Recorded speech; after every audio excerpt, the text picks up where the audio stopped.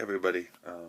So I did promise last couple of days I was gonna make another cover video, and it's gonna be a lot of fun. Trust me, when I get it done, it's gonna be hopefully one of the best ones I've done. But unfortunately, I've been a little bit under the weather the last couple of days, so I'm trying to take my voice. I'm trying to rest it a little bit. I do have a string of videos that I want to do. I have the next 5 songs planned, and hopefully I can get them done back to back, so everything's good. But for now, I just need to rest it, and then hopefully at the latest Monday I'll do a string of videos. But also, it's interesting that this happened now because now I can focus on a particular topic I wanted to talk about that uh, came. Yesterday was the best time to talk about it since it happened yesterday. But at the same time, I got out of work really late and just hit the bed afterwards. So, for those of you who don't know, I am, besides a music lover, I'm a huge sports fan. That's my other passion. And I actually wanted to make a video a couple weeks ago because, the state of a lot of things in, football, college football, all that has been kind of hectic. A lot of bad things happening, a lot of really horrible civil stuff. Most of you have probably seen everything about Ray Rice, about Greg Hardy, about Ray McDonald, about Jonathan Dwyer, about Adrian Pearson, even Jameis Winston, like all this domestic abuse. It's just been very hard to be a lover of sports at this time. We're seeing all these things that shouldn't be so hard to understand, to not do, but just because they're, on the limelight, they're doing bad things, and it's making it very bad to watch or even, support a lot of these sports or leagues. But one thing happened yesterday that helped me remember just why I love sports and just why they can be good. But just quick things, for those of you who don't know, um, I'm originally from upstate New York. I promise this all ties together. And, my whole family's from Buffalo. I'm originally from Rochester.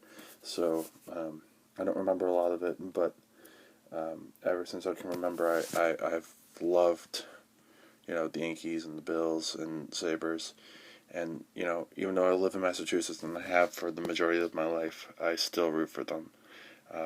And when people ask, it's like, why do you root for these people when, you're in a different state? And not only that, two of the teams that you have aren't necessarily the best there. You could easily be a Bruins fan or a Patriots fan. Like, why do you do this to yourself?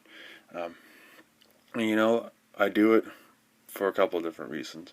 And one of them, just actually had his last game at Yankee Stadium last night. And just like in his fashion, he does something miraculous and just another thing in his life that, in his career, or his amazing career, just a way to cap it off. For those of you who don't know, Derek Jeter, of course, who I'm talking about, he's won the upper echelon of Yankees. I mean, there's so many to be there to begin with that to say like top 4, top 5, it's kind of hard to do, but he is a Yankee great. And he had his last home game at Yankee Stadium last night, and it was tied 5-5 in the ninth, and he hits an RBI to win the game, and it's just, a great way to end everything. And, he was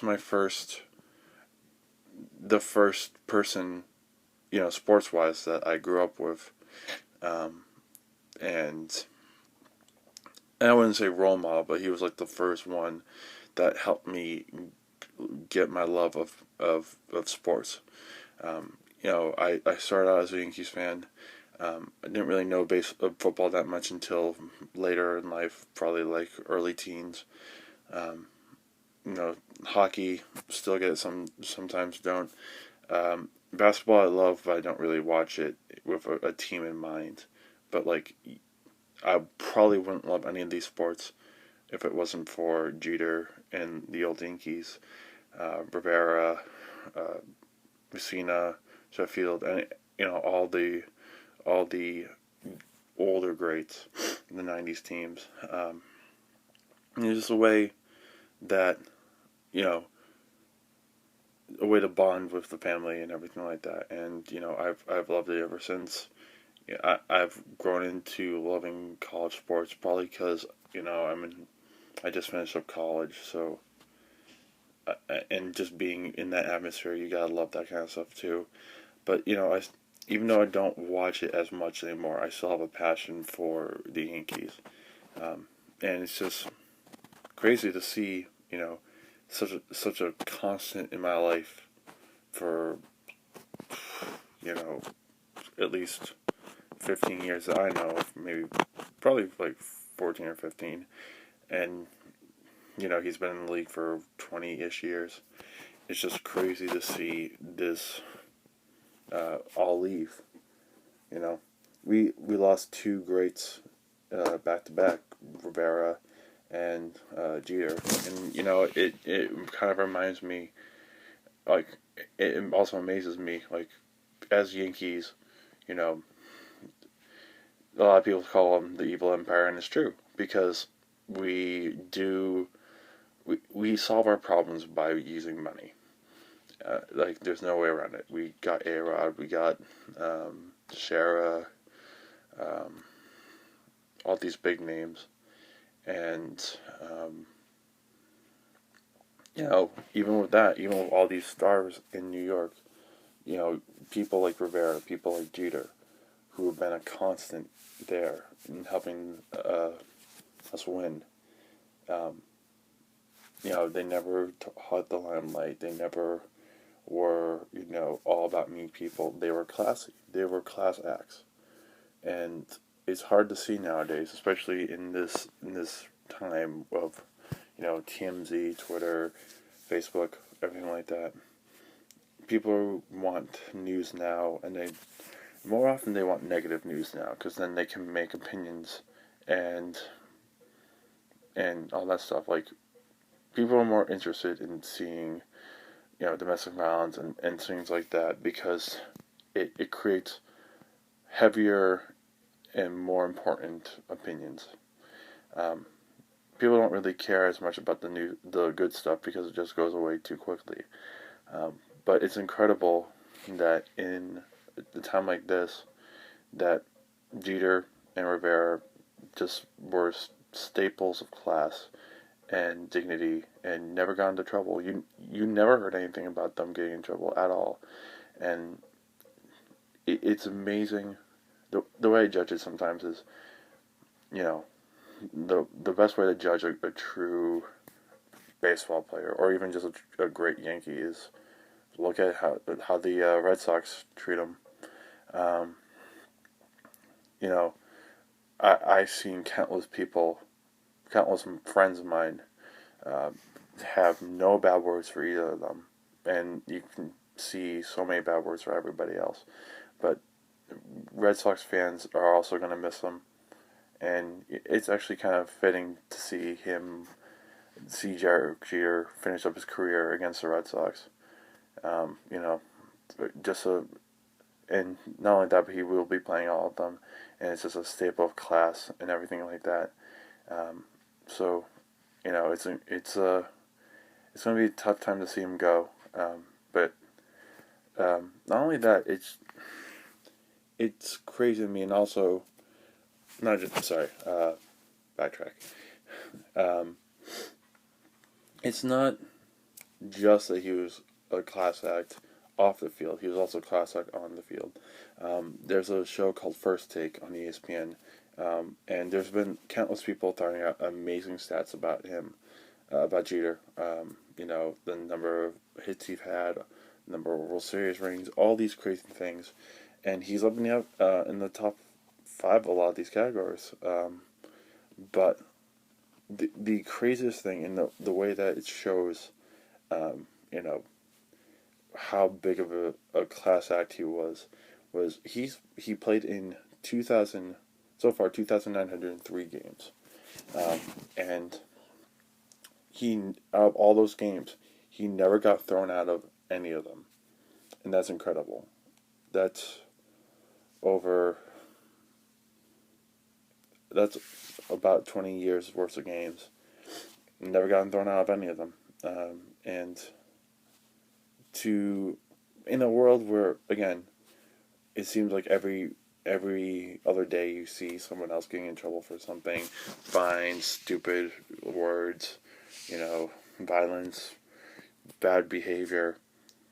When have you ever heard either? When did you ever see Jeter say anything bad? He grew up in a time where newspapers were the most accessible way of reading about sports. You would have the sports page and you would read anything about Jeter or the Yankees and stuff like that, but you never really read anything bad about him. And then he had to transition to an age where information was instantaneable, and even still he never spoke out online or did anything that got him in trouble. And it's not only are we losing a great baseball player, but we're losing a great ambassador of the game. Everyone says that. A great role model, an actual role model. And this is something I wanted to talk about before. If I was going to talk about, the bad things happening, is that it's hard to talk about role models in sports. Everyone's going to say it. Everyone says, like, oh, they have a role model. And, people are getting mad because these role models would turn out to be human. And, everyone is. It's hard to have a role model because you have to take the good with the bad. But I would say the closest to a role model for me was Jeter. He Because he embodies everything that you want to be, a good player, a hardworking player, but with great sense of goodwill and dedication. And isn't that what everyone wants in life? It's easy to be the person who has all this talent and, decides he can use it whenever he wants. It's much more fulfilling to have someone who might not necessarily have the greatest ability, but works hard to make sure he can make sure that he can be, up there and has fun doing it and has a good time. So it's going to be interesting to see him leave. It's it's it's been a hard time being a New York fan, but at the same time, it's given me a lot of good times. It's been a while since we've won one. I think it was 2008 or 2009. It was the last time, but it also brings a lot of good memories and a lot of good meaningful things. And it reminds me, even though a lot of things are changing, not just life, but also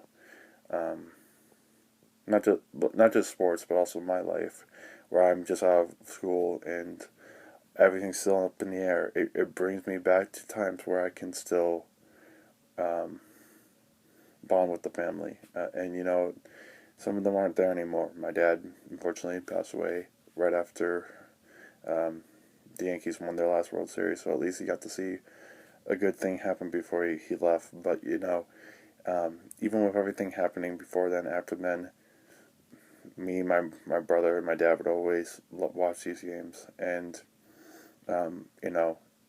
in times like this where shit's going down and everyone is looking for the next bad thing happening, it's good to see that there are reasons to still watch and still believe.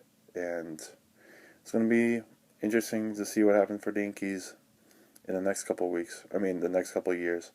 But I know that at least I can remember the good times. And, hopefully that keeps going. So, again, thank you for everything, Jeter. You've been awesome. I never really got to meet you. I don't know who has, but I believe, if I ever did meet you, shake your hand and congratulate you and thank you on everything that you've done, not just for the Yankees, but for millions of fans out there, not just MLB, casual sports fans, families, stuff like that. Because it is one thing to be a player, it's another thing to transcend and be a player who can touch the lives of millions. So that's my spiel. I hope you guys enjoyed it. It's a little bit different from what I usually do. I'm usually ranting about stuff, but this is something from the heart, something I wanted to talk about. And I know there was a lot of pauses, but it's a touchy subject, and I don't know how to end this. I hope I feel better in the next couple of days to make some videos. I also, on a side note, just finished listening to the new Pentatonics album, and if you want to hear my takes on it, it'll be a little bit shorter, hopefully a lot shorter than this video. But if you're interested in that, let me know. Also, let me, if you want, share your stories of Jeter, your interpretation on him. Leave a story in the comments or make a video response about your what Jeter means to you, or these great Jeter moments. I'm going to stop now before I forget anything else. But I hope you all have a good day, and I will see you soon.